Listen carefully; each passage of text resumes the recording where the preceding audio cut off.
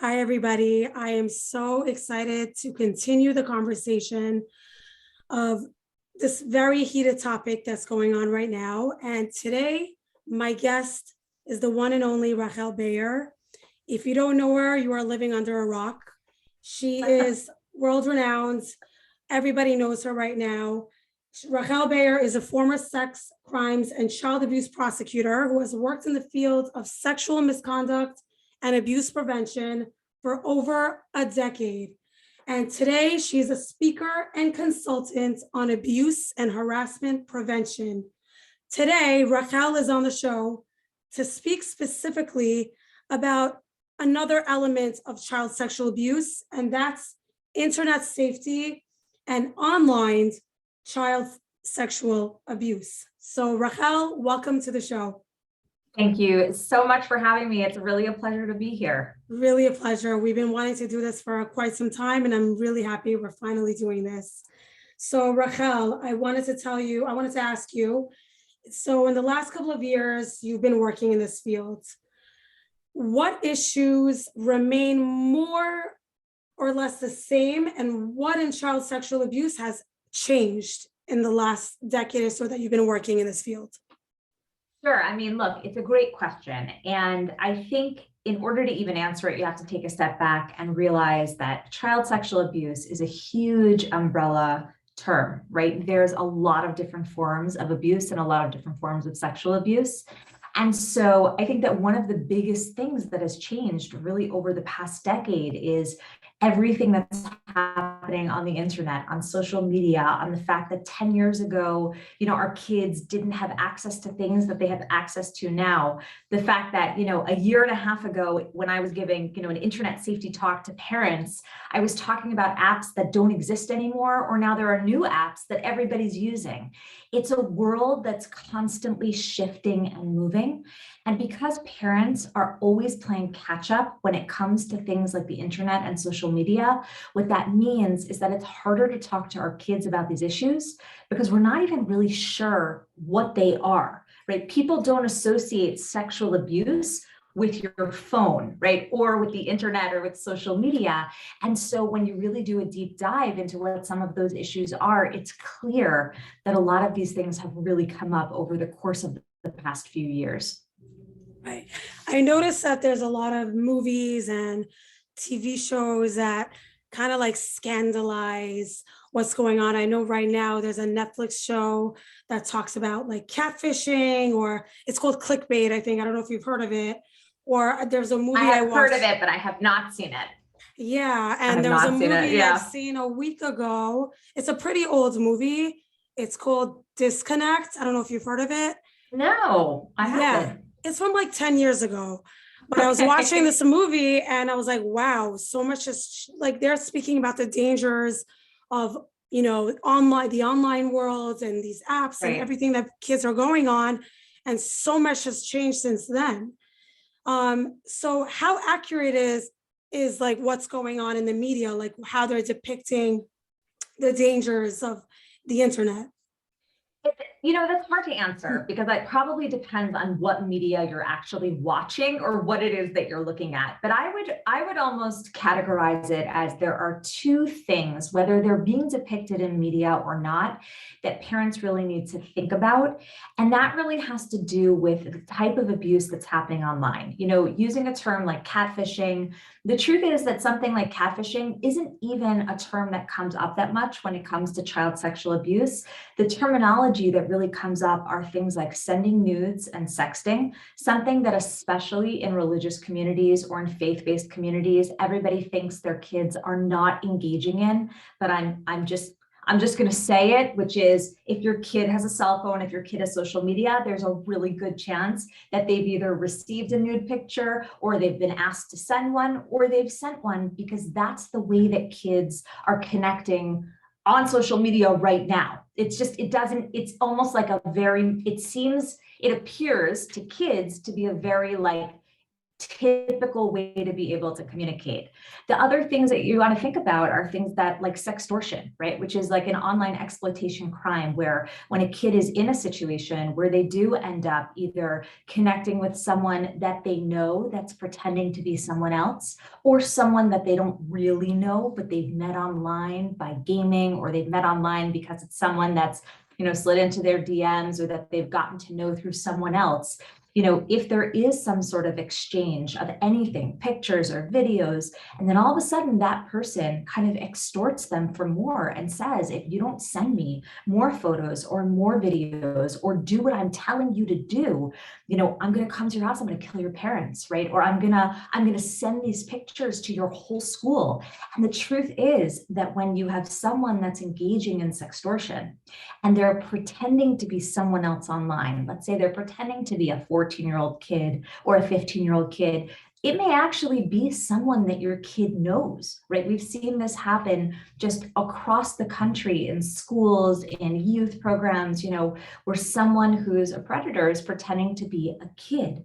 And then all of a sudden, like your kid who might have made a mistake and sent a photo or a video or doesn't even know what the person has is like, oh my gosh, you know where I go to school, you know where I live, like you know who my parents are, and then all of a sudden they're scared, and so they might send more, right? So you have issues of sending nudes and sexting, and you have issues of sextortion, and you have issues of online solicitation and sex trafficking, and things that, when we think about things like sex trafficking, we think about like, or at least I know I used to think about that like, movie. Right, like a dark tunnel, and somebody grabs someone in an alley and and they are never heard from again. And that is one form of sex trafficking. But if you look at an app, like for example, the app OnlyFans, right? Something that's supposed to be, you'll Google it now and you'll be like, oh my goodness, I can't believe this. What's it called? It's called OnlyFans, and it's really meant to be an adult only site. And one of the articles that you'll find when you Google it is that there are kids who have essentially, been able to create accounts on that site where that site is, you can sell pictures of yourself or videos of yourself. It really allows kids to engage in essentially what could be considered a form of sex trafficking, or what is a form of sex trafficking. And so all of a sudden you have like a shifting of what the issues are, because the media may depict, catfishing or sex trafficking in one way, but all of these crimes, all of these forms of abuse could actually be happening from the comfort of your own home. Your kid is safely in their bedroom, in the basement, in the living room, with their head bent down, looking at their phone, doing what everybody does on like a normal random Tuesday night. But actually there could be real either predators, whether it's people that they don't really know, and I say that in air quotes for those who are listening, or people that they do know, or people that they do know pretending to be someone that they don't know.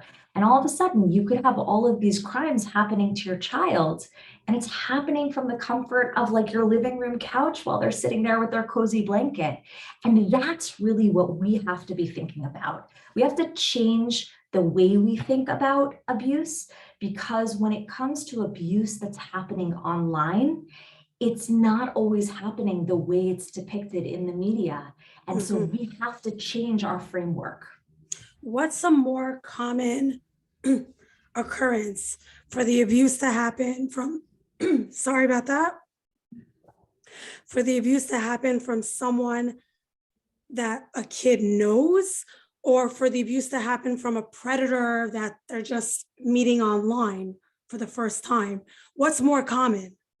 I don't know that I can answer what's more common. I think statistics are changing all the time, and especially during the course of the pandemic, with the amount of kids being online, and honestly, the amount of kids who've changed the way that they've been online, right? Parents who are not monitoring things as much, or giving kids access to things that they may never have had 2 years ago. So I don't know that I can say that it's more or less, but whereas when we talk about sexual abuse in person, right? In person, kind of that physical sexual abuse, which is really not the topic of what we're discussing tonight.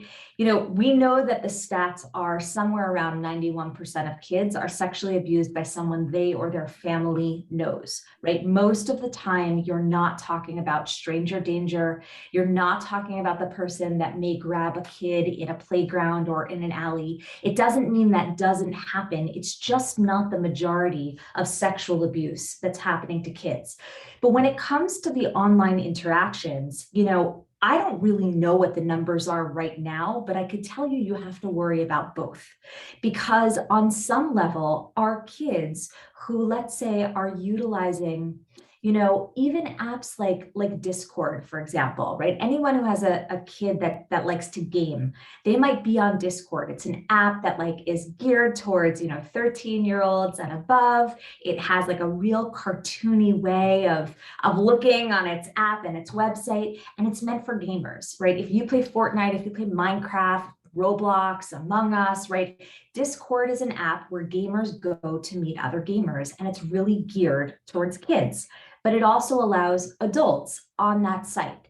And so all of a sudden, you have to think about it from the perspective of the predator who actually doesn't know your kid, but wants to have access to kids, right? Where is a good place to get access to kids? Well, where kids are. And where are kids? They are on apps that are geared towards kids. So if you think about that, you have to worry about the people that your kids actually don't know. And you also have to worry about how they interact. And I feel like I don't mean to be doomsday here. It's not like you have to worry, but the things to think about are not just about the strangers that may connect with your kids online, and they are, by the way, but also the people that they know.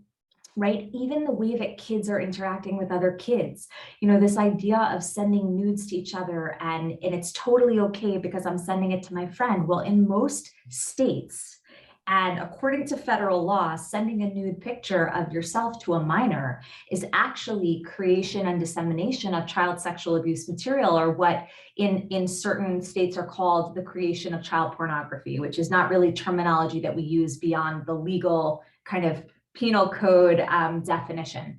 So all of a sudden you have kids that might actually be engaging in both federal and state crimes in creating this child sexual abuse material without even realizing it. Or you have a situation where someone gets a hold of a nude or a semi-nude picture and then uses it as revenge, right? Revenge against a friend or an ex or someone that you like. So I think that part of what feels so overwhelming for parents is where do you even start? Where do you even begin? And I think that, I think this probably goes beyond the question that you've asked, but I think that when you think about whether you have to worry about strangers or people your kids know, I think the question should actually be formulated differently. If your kid has access to stuff online, if they have access to social media, if they have a phone, you've got to talk to your kids about where the lines are, what you're comfortable with and what you're not. And you have to talk with them. You can't talk at them. And part of it is that for so many parents, they've already given access to their kids. It's hard to bring that back. And so engaging in this conversation, you have to be able to do it because you've got to know there are people that may actually be connecting to your kids online, and your kids may be doing things that you're just not aware of. I will tell you, I go into a lot of schools. And one of the things that I do is I do a lot on abuse prevention and sexual abuse prevention and grooming, but I also do a lot on navigating these issues: sexting, sextortion, online solicitation, both for parents as well as for kids. And I think that everybody is always shocked that when I ask a series of questions, to a group of sixth graders, right? Sixth graders, right? They're 11 and 12 years old, right? How many of you know someone that has ever received a nude picture? It doesn't have to be you, right? Just how many of you know someone?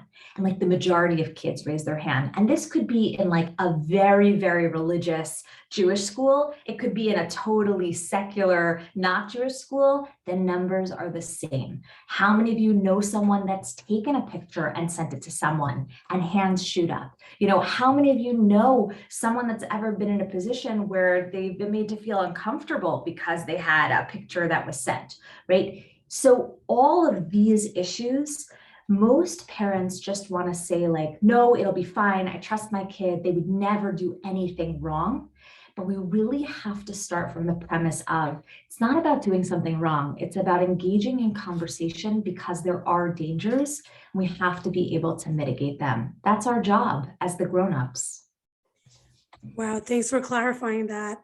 I also think it's important to note that it doesn't matter if you send to an all-girls school, a very religious school, a public school, modern Orthodox school. If your child has access to social media, the chances of your child being faced with all these things that you were talking about is pretty high. Is that what you're saying? Yeah, it really does. You know, and I get this all the time. You hope. Everyone's like sometimes I'll start a parent night and I'll be like, I know you're all thinking not my child, but I just need everybody here to reframe. I want you to reframe under the perspective of, yes, it can happen to my child. And that doesn't mean that there's anything wrong with my child. And that doesn't mean there's anything wrong with my parenting. And it doesn't mean that there's anything wrong with me. We have to stop laying blame and putting fault at kind of whether we did something right or did something wrong. The framework should be, if my child has access to something, then yes, there is a real possibility that someone could connect with them. If you ask your kid, anybody who's listening here, ask your kid if they game or if they're on social media, ask them about their privacy settings, right? Ask them if they've ever played Fortnite, Among Us, Roblox, had any DMs, right? Whether it's on, Instagram or connected with someone on Snapchat or TikTok, right? Have they ever had any interaction with someone that they don't actually know? The answer is going to be yes. Right? Unless there is kind of this set conversation of why are we on this app? What's the purpose of this app? Do we have privacy settings? And if your kids, for example, are gaming with people that they don't know, and let's define what don't know means. Because a lot of times I'll walk into a school and kids will be like, oh no, I know them. I've been gaming with them for 6 months. Like I totally know them. I know everything about them and they know everything about me. And I'm like, okay, let's take a step back, right? Do you know them from school, from camp, from your synagogue? Do you know them from your community or your family? Do you know them because you've met them in person before you ever gamed with them? If you don't know them, right? Being able to kind of distill down for where a kid is. And so, you're navigating, like as a parent, you're navigating something that feels very complex, but start from the place of, yes, it can happen to my kid. What are the conversations that I should have? And what are the things that I should be looking for in terms of making sure that my kid is really safe? What if a parent doesn't allow the child to have social media yet, but their friends have it? So Sure. Should they be having these conversations with their children, even though they don't have it yet? Yeah, I mean, look, I have kids. I have 3 kids. My oldest is in high school. My youngest is in kindergarten, right? I span all the ages. My kids do not have social media.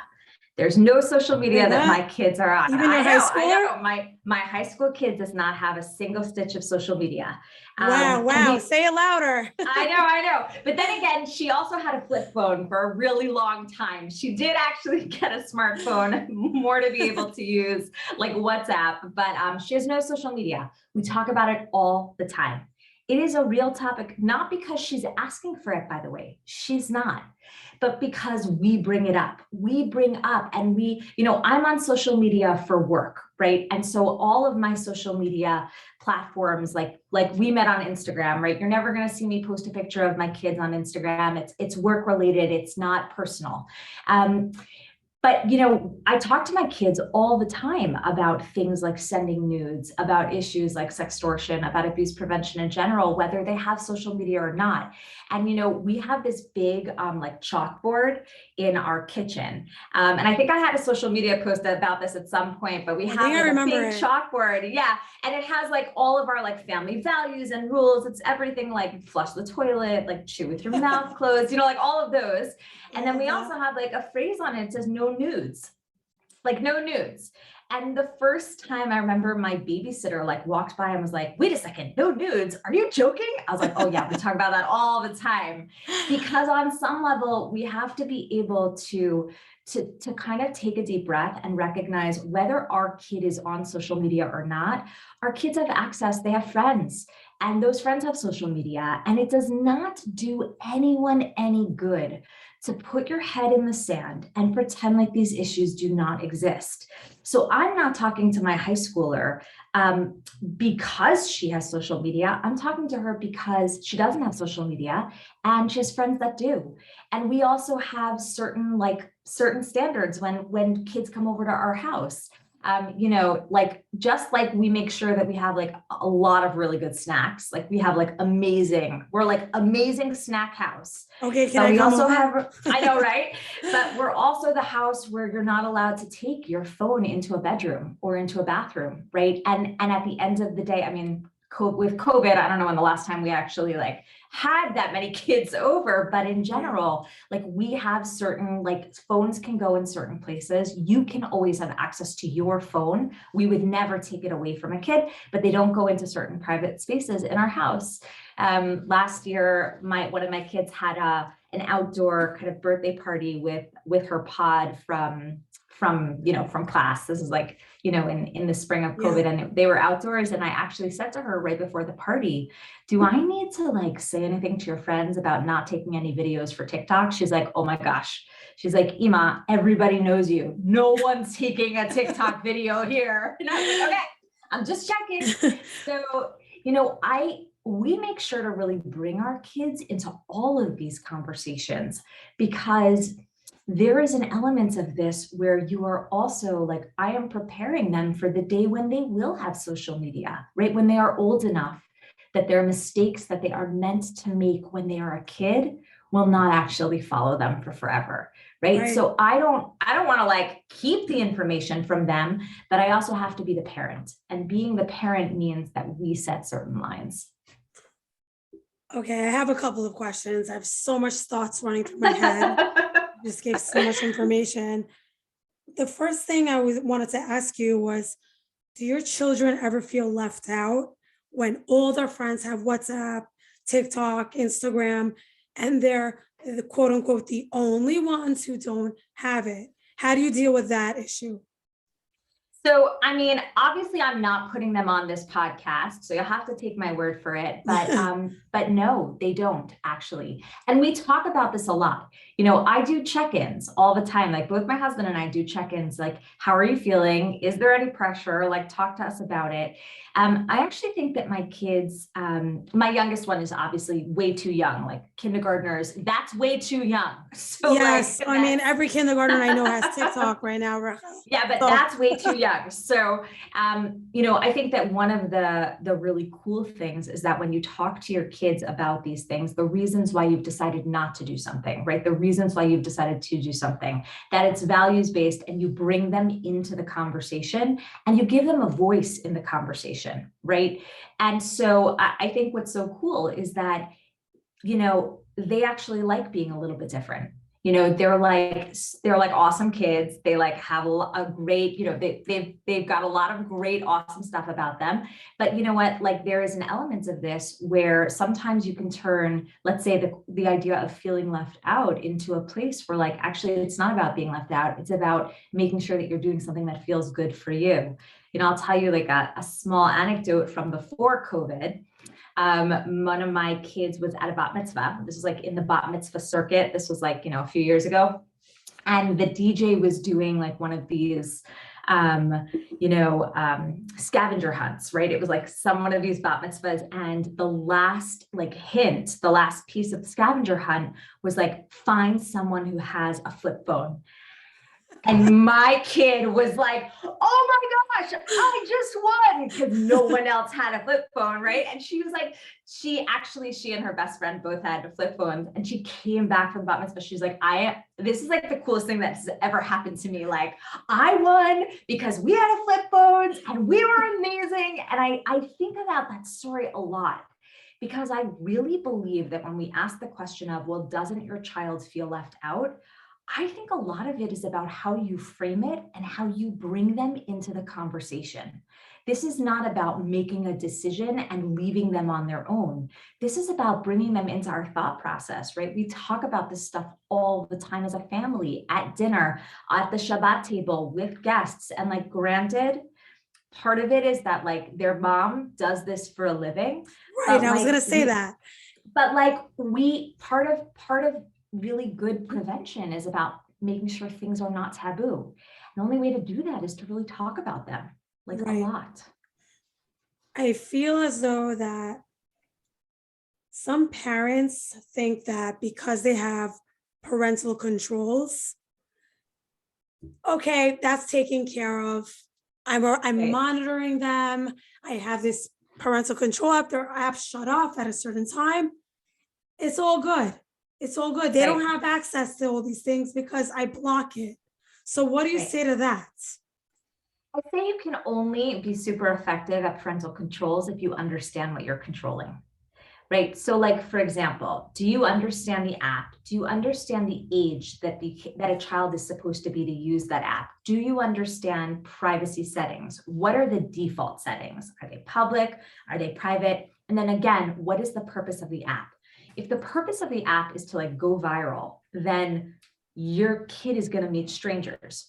So you could shut that phone off at 9 o'clock at night, but what happened at 8 o'clock at night? Right. So saying parental controls will take care of everything essentially kind of washes you of the conversations that I believe really do need to be had if your kids are using certain social media platforms, because it's not just about shutting it off. And honestly, it's not just about making sure you get like a ding when someone uses a bad word or if there's some sort of code word for nudity. It's also about like, who are they talking to and who has access to them? So let me give you an example. Your kid is, talking to someone, it's 7 o'clock at night. It seems like totally great. They're just like, texting back and forth and back and forth and back and forth.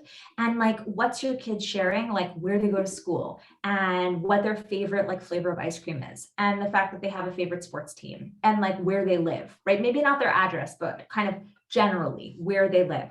And like the fact that like they always go to this particular game or this particular ice cream shop, but they don't like that restaurant, but they do like this. They love their room. They hate their old color of their room. They moved from the second floor to the basement, all of this information that would never actually come up on any type of parental control. So who is your kid talking to? And did your kid just give them a roadmap into everything, not just your home and where they go to school, but what they like and what they don't like? Perfect for grooming. Yeah, like when you think about what grooming is, right? And grooming can happen online by a predator that your kid doesn't actually know, but thinks that they know. And then all of a sudden, like you're learning this like almost like simple information about a child. And if somebody is a predator, they're going to use that. They're going to use that to connect and to build a relationship. And so it's not just about like the trigger things. It's also about recognizing that parental controls are a piece of the puzzle. I kind of liken it to swimming, right? We teach our kids how to swim, but we also make sure that there are lifeguards at the pool. And we also wouldn't let them swim in a lightning storm. So like, we don't just teach our kids how to swim at the age of 6 and say, okay, do what you need to do because you know how to swim. We say, let's figure out if this is a safe pool. Let's figure out if there's someone that can actually save you if something bad is happening. Let's make sure that like the chlorine make sure that the water is actually safe to swim in. And by the way, let's make sure the weather is okay. So like, nothing really bad happens.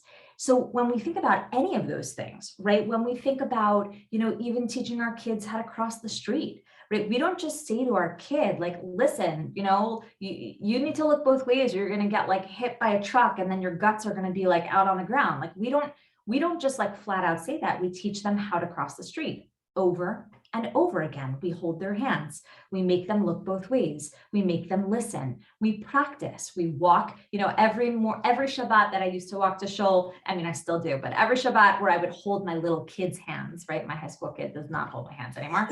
So like every Shabbat that we would walk, look both ways, come across the street. And then you graduate to, you don't have to hold my hand. Now you walk next to me. And then you graduate to like, of course, you and your friend can cross the street. I'm watching, right? And then you graduate to, of course, you can walk by yourself. Right? We don't throw our kids into situations that can be really wonderful, but can also be really dangerous without giving them the tools. Why is this any different? Right. I know there are some parental controls where parents can completely spy on their children. Like they can see their conversations, they can see exactly what apps they're going on. So it's more like spyware, like they literally can see everything. Right. So they would be able to see if someone is grooming their child. What do you think about that? I think two things. One is, I think that the problem with relying solely on that is that when kids feel, as though the world is closing in on them and that there's quite literally like everything is being watched, there are always ways to hide things from your parents. And so if the relationship or the dynamic is we're watching you, well, then the nature of like a teenager is they're going to be like, we're going to find a way where you're not going to be watching me. I think that that's you're not going to be first watching piece. me, right? Right. The second piece is even if you think you're watching all the time, you're not. And you also probably let me say it this way. You may not actually know what you're looking at, right? You may think that everything's fine. You may not even realize what you're looking at. I think the other thing is it doesn't teach kids, right? The skill, right? At a certain point, their parents are not going to be watching them anymore. And their parents have spent, how many years making sure like, we're watching you, don't send a bad text. But what happens when they like go out in the world, they go to their, year in Israel, or they go to college, or they go out into life, and they've never had that conversation with their parents about, why are you watching my phone? Like, why are you doing that? What skill set have I learned? And how am I going to be able to impart to my own friends, my own family, in my own relationships, right? We are teaching a way of existing. And so it doesn't work to say, I'm just going to watch you the whole time. That's not reality. And by the way, you're not actually watching the whole time. Yeah. So when you really think about it, there are so many different pieces. It doesn't mean that parental controls are a bad thing. Being able to have something on there, parental controls can be a very good thing, right? They can be really a wonderful tool, but they are a tool. Like a life vest is a tool, right? They are a tool. And so it's really important not to rely on only one tool, but to also make sure that your kid is brought into the conversation and learns from this. Because the other piece is that if something bad happens and the dynamic is we're watching you, and they found a way to skirt that, like to get around that, right? And then all of a sudden something bad happens, they're going to be a lot less likely to come to their parent and tell them, because they're going to be now worried that they broke the rules or they got in trouble, right? So if you're going to use, something in terms of any type of parental controls, it's got to come along with conversation. It's got to, and it's got to come along with the why behind it, and really being able to connect with your kid about what it is they're doing, what your concerns are, where your lines are, and where you're willing to be a little bit more flexible. Right. Well, what I'm gathering from this is that if a parent doesn't have a good, stable relationship with their child, and they don't have these conversations, these open conversations with their children, then the likelihood of a child going behind the parent's back or going online and seeking perhaps validation from either a stranger online or from people they know online is more likely. That's what I'm kind of gathering, but correct me if I'm wrong. No, I actually don't agree. I don't think that there's a correlation. I don't think it's about having a good relationship with your kids. There are a lot of people who have really healthy, fantastic, wonderful relationships with their kids, and there still may be a situation where a predator is able to gain access to them. I don't think it has anything to do with whether you have that good, solid relationship or not.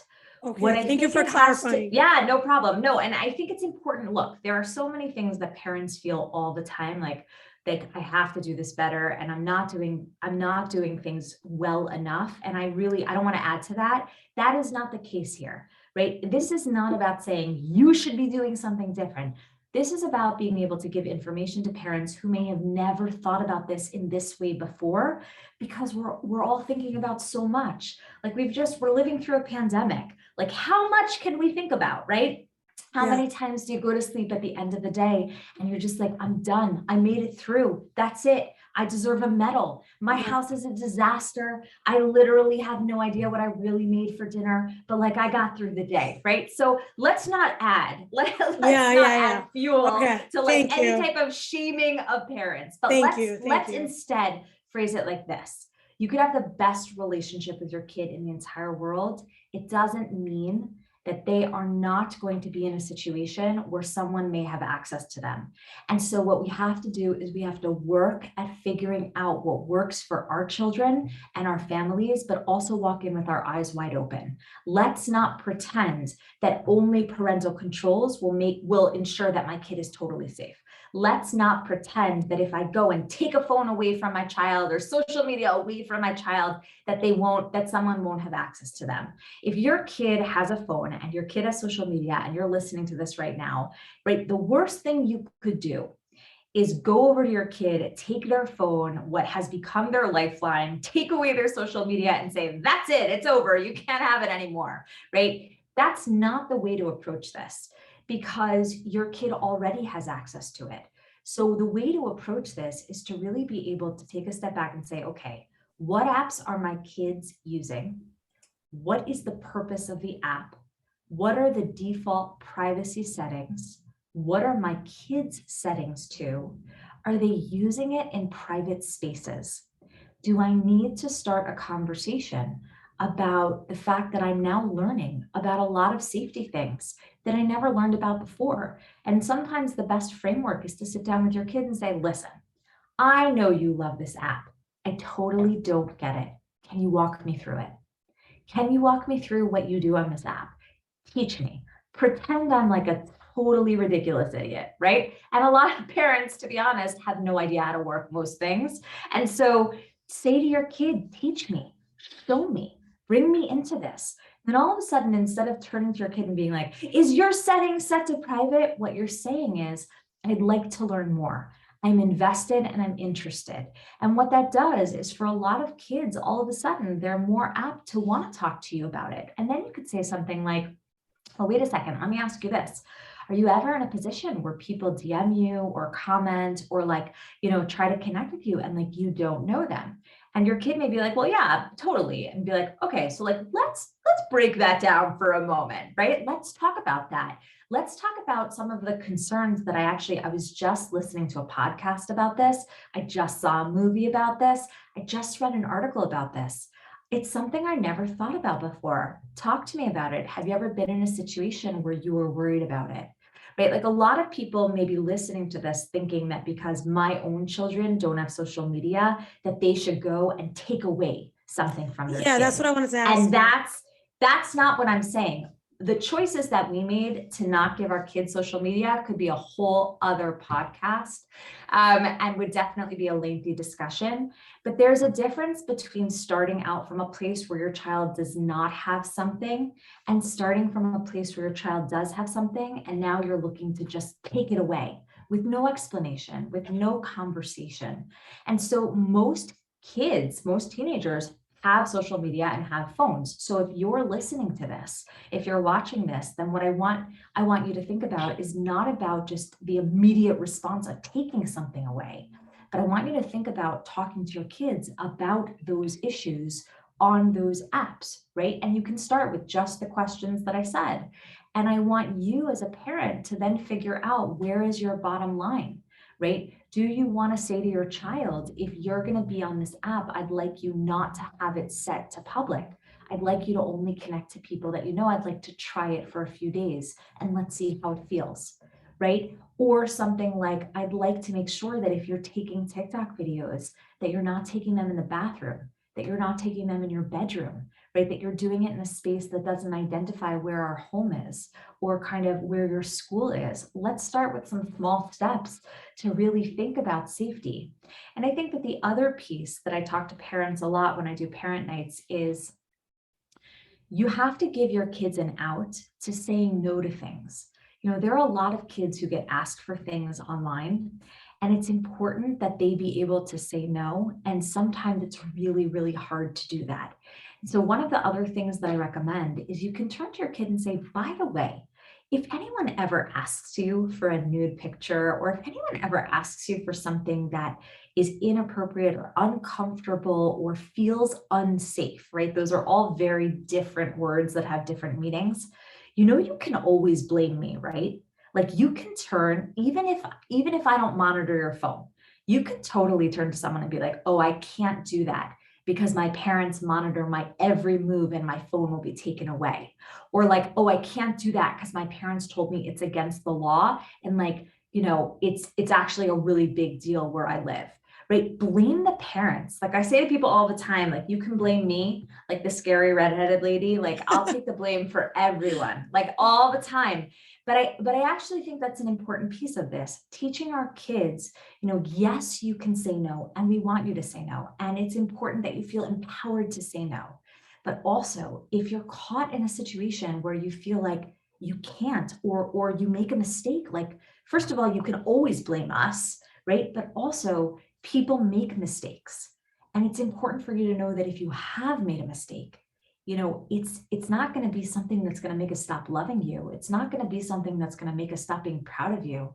Like some of the bravest kids that I know are the kids that have sent those pictures or those videos and have been extorted, right? Or have been victims of serious crimes and have actually somehow, you know, mustered up the strength to turn to their parent and say something really scary is happening, knowing that their parent might be angry at them, right? And one of the things that I always say to parents is like, take a deep breath because your reaction matters. If your kid is coming to you saying something unsafe happened, it means they're scared. And it's not their job to make you feel better. It's your job to be the parent. And so you have to be able to take a deep breath and tell your kids, I love you. I'm proud of you. You must have been really, really scared. And we also have to give them that beforehand. If something unsafe happens, I want you to know, even if you're worried I'm going to be angry at you, I'm not. Even if you're worried I'm going to like, you know, lock you in your room, I'm not, right? Even if you're scared about my reaction, that's not important.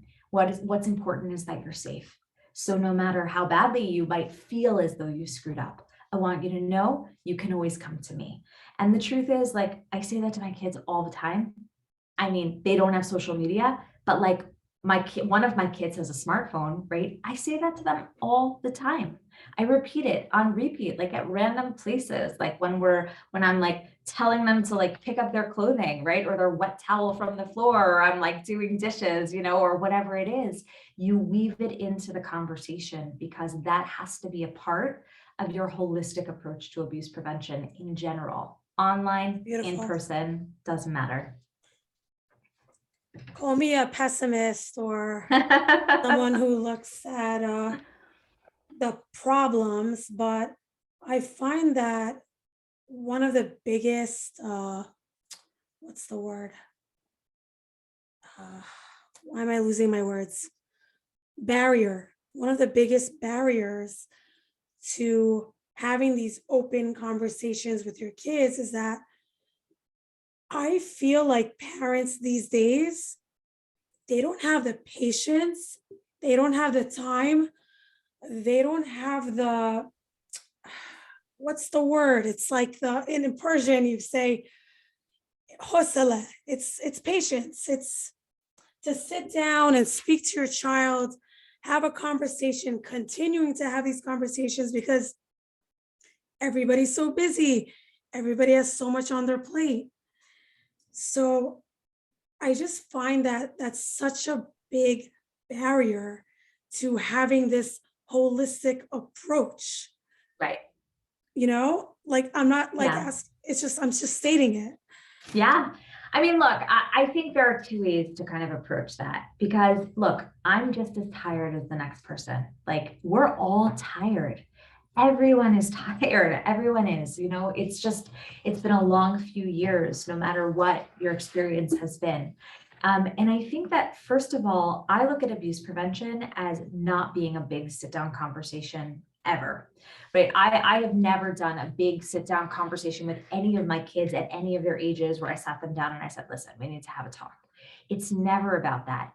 I really believe that effective abuse prevention, whether it's about prevention of sexual abuse in person or online, is about the small little moments, right? It's something that I write and I talk about a lot Yeah. because it's the small moments that have a ripple effect and create like a really big difference, right? It's the, hey, I read this article the other day and they used a word I've never heard about. Have you ever heard of the term sextortion? Like as you're literally putting away dishes, or like, when we think about abuse prevention in general, like, I was putting my 5-year-old to bed last night and he asked a question about something, and out of the blue, I said something like, okay, so like, remind me, like, why don't we keep secrets?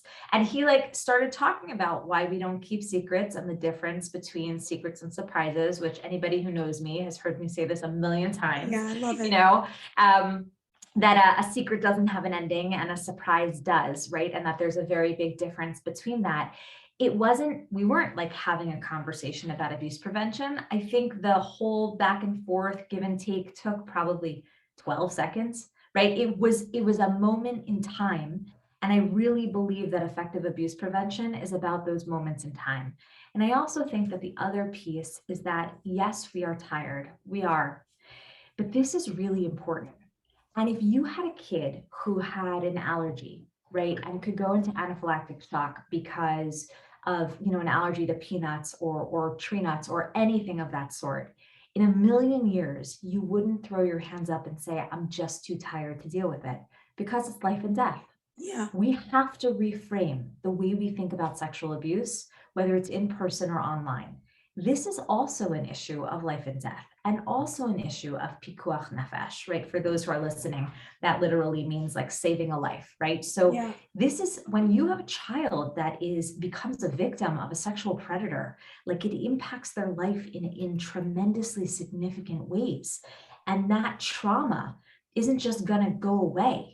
And so on some level, we have to reframe this. We have to think about abuse prevention from the same safety perspective we think about swimming and drowning, from the same way that we think about allergies and taking care of our kids, to the fact that we want to make sure that they grow up into these great, awesome people who go out and do really, awesome stuff in the world.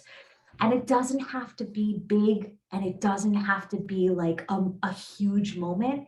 It's just about the small things. So I really encourage for everybody that's listening, whether it's picking up a book for the first time that you read with your kid or pulling out an article, I find with high school kids, like articles, movies, something that you saw online that you show them, like those can be really good conversation, starters, right? Of just like, have you ever seen anything like this? Like, have you ever heard of something like this before?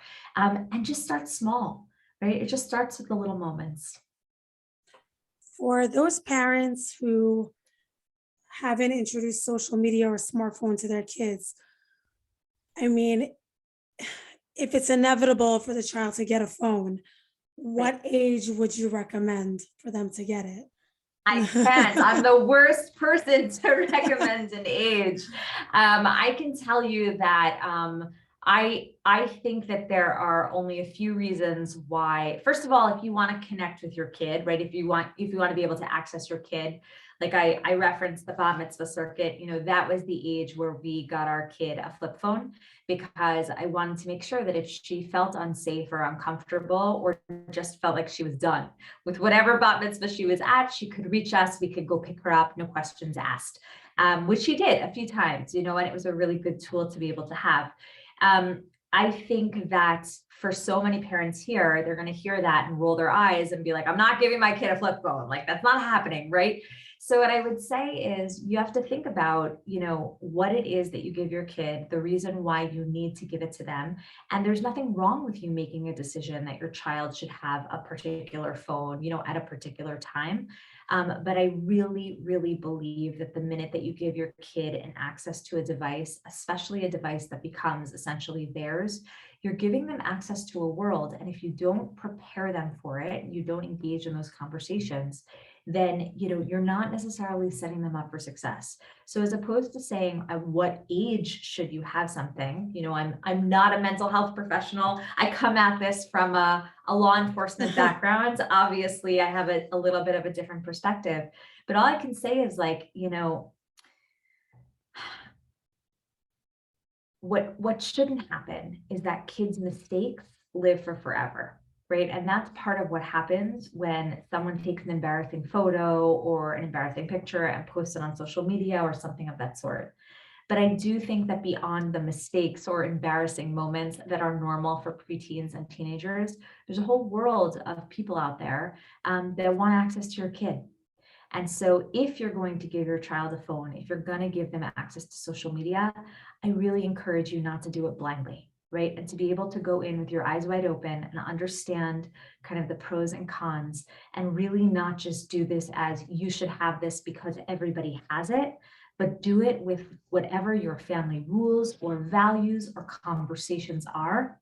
And above all, don't just make a decision and not talk to your kid about it. You've got to talk to your kid about it, because especially if they feel angry or resentful, right? Or they feel as though everybody else has this and I don't have it, and why don't I have it? And you can't give them an answer, then that's not going to be helpful for them in terms of keeping them safe. So I totally didn't answer your question. No, it's fine. But no, you did in a way. People will come up with their own conclusions. Right. I was curious to know that if a parent does make the decision to buy their child a smartphone with access to social media, and God willing, they do have these conversations about it, what would you say in your experience, in your work, what are some apps that are more prone to predatory behavior? Are there specific apps that are more dangerous than others? I think that any app where your kid has access to people who they do not know, and any app where they are under the mistaken impression that things actually disappear, can be really problematic for kids.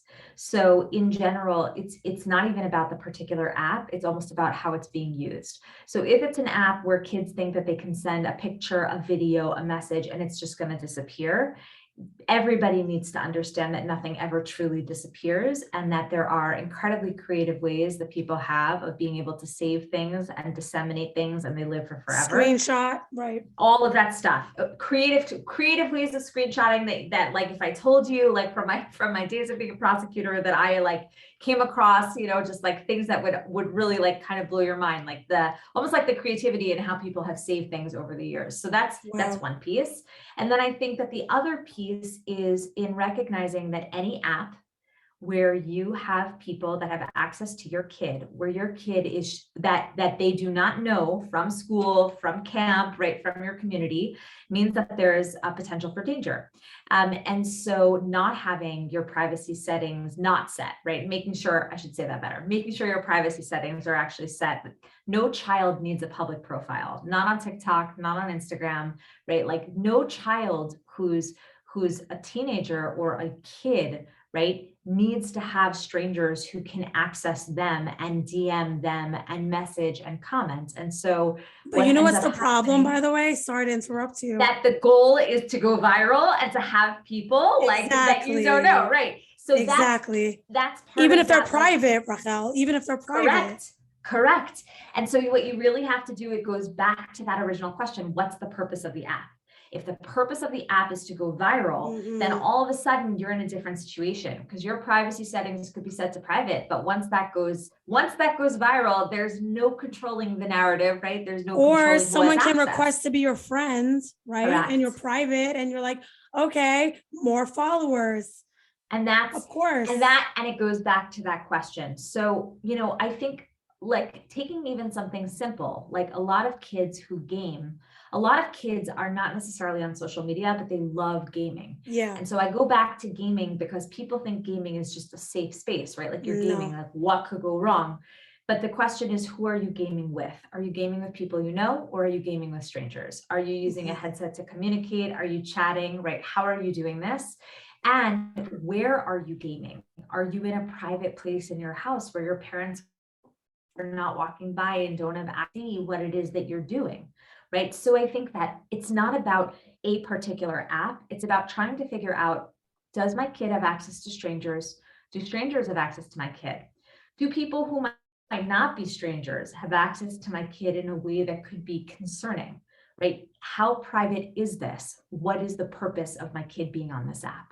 And again, it's not about saying a particular social media app is terrible or not terrible or better or not better. Every app could be used for something that's nefarious, right? So it all depends on how it is that you use it. Thank you. So we are going to wrap it up, but I do have one more question. I mean, I had a lot more questions, but we can be going on for 4 more hours if I ask you all my questions.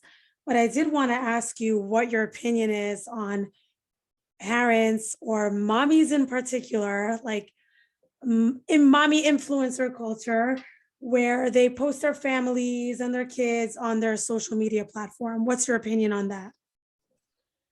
So I think I'm only pausing because I want to be mindful that, talking about this kind of stuff can be very, very stressful for parents. And part of the reason why it can be stressful is because you start to feel like we're doing everything wrong, right? And I really would love to flip that. I'd love to flip that narrative. I'd love to draw a line and say, it's not about what you've done right or wrong. And we've got to like just cut ourselves a little bit of slack. Like, let's draw a line and let's move forward.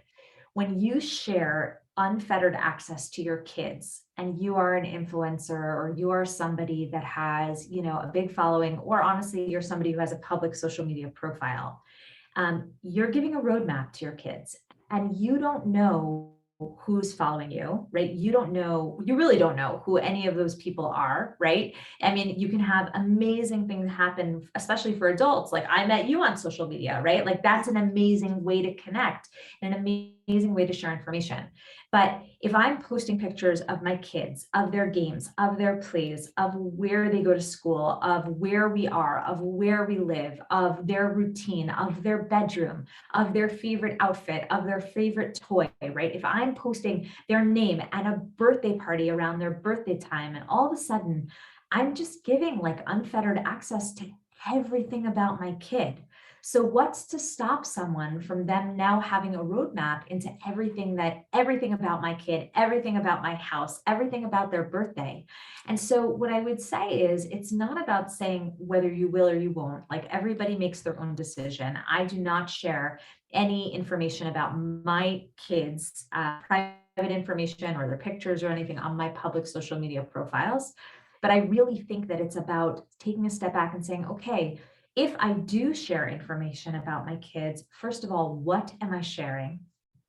Why am I sharing it? And I also think it's important to remember, like, you're sharing information about your kids as they grow up, like they have to live with that.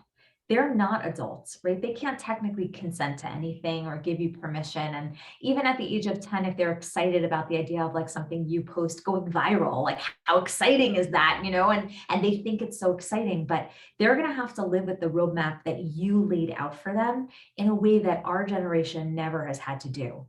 Like, I am so thankful that my parents did not post pictures of the most awkward time of my life, right? That 6th through 8th grade were like, awkward doesn't even cut it, right? I'm so glad that they didn't post about the time I fell down the stairs and like broke my ankle, right? I'm so glad that they didn't post about like the time I slipped in the mud, right? I'm so glad that people don't have a roadmap to everything that's happened in my life, because how else can you grow into an adult and actually become who you're supposed to be? And so what I would say is, it's important to be mindful and to not only think about the fact that your giving access, that people have access to information about your kids, but it's also about thinking about your kids, right? It's also about that piece of like, what happens now when they grow up and there are 10,000 people who know everything about them. I will say that when I walk into like a supermarket, or if I'm a guest in a community, or I'm speaking in a school, right? Even in like a different state, when I walk in and I see kids that I recognize that I have never met before, I find it to be like chilling, right? And I know that I recognize them because I must be connected to their parent, or I must know their parent. Oh, I know whose kid you are, right? That when you just think about that, like that can be really overwhelmingly scary. So as opposed to saying don't share pictures of your kids, because I don't think it's helpful to say that, what I would say is figure out why you're doing it and kind of think about whether there's a way to do it that still protects a little bit of privacy of your kids, and be mindful if that's the choice that you make. Love it. Rahel, wow, there's so much wisdom here that you just spoke about. There's a lot to take in. And I also want to tell you that I really appreciate the fact that everything you're saying is with such sensitivity and nuance, and you're not making me feel bad about any choices I've made, or anyone who's listening to this like doesn't feel shamed as a parent for anything that they've done or anything their kids have gone through. So I want to thank you for, clarifying some of those issues. Really, Yeah, you made us all feel like it's okay, like we're it's all okay. tired, Yeah, and what happens, and you can always flip the narrative, as you said, flip the script, right. change the conversation, change the question, and focus on what's important. And the same way, if your child had an allergy, you would treat that allergy, it's life or death. You wouldn't say, I'm too tired to deal with this. Right. The same way you would deal with that, you would have to deal with online and physical child sexual abuse. So I really wanted to thank you for your time, your expertise, your wisdom.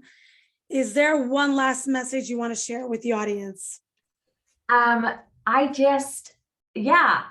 want to say that if you're listening and you're still listening after the past hour, which is amazing, there is always room to make our kids safer.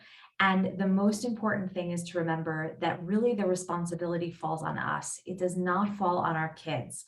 And I really believe that it takes small moments and small conversations. You can always learn. We can all do this together. You don't have to do this alone. And I just want to encourage you to start now, right? If you haven't started before, it's never too late. And there are so many different, there are so many different wonderful accounts to follow. There are so many different people who are speaking about this stuff.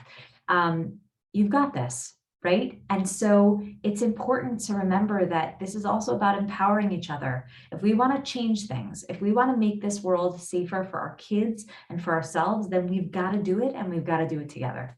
Beautiful. And Rahel, where can people find you if they want you to speak at their school or community or anything else that you do? Sure. So they can reach out obviously on Instagram. I'm assuming that you will. Yes, of course. You will tag me, but I'm at Rahel.Bayer, RHEL.Bayer. My website is www.thebayergroup.com, which is THEBAYAR, GROUP.com. You can find me on Facebook under the Bayer Group. I'm also on LinkedIn, and you can reach out. And we'll see what we can make happen. Beautiful. Thank you so much. Thank you so much for inviting me to be a guest. This was awesome. Awesome. Thank you.